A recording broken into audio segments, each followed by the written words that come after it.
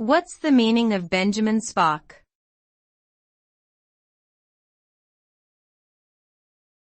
Benjamin Spock.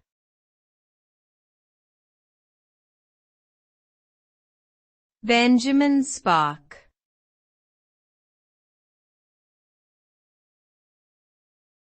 Benjamin Spock.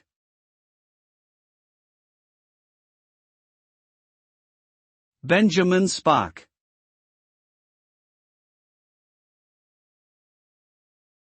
Benjamin Spock was an American pediatrician, author, and social activist.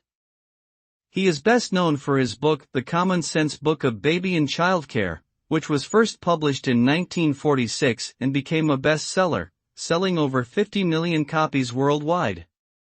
The book revolutionized child-rearing practices by advocating a more relaxed approach to parenting, emphasizing the importance of love and affection in child development.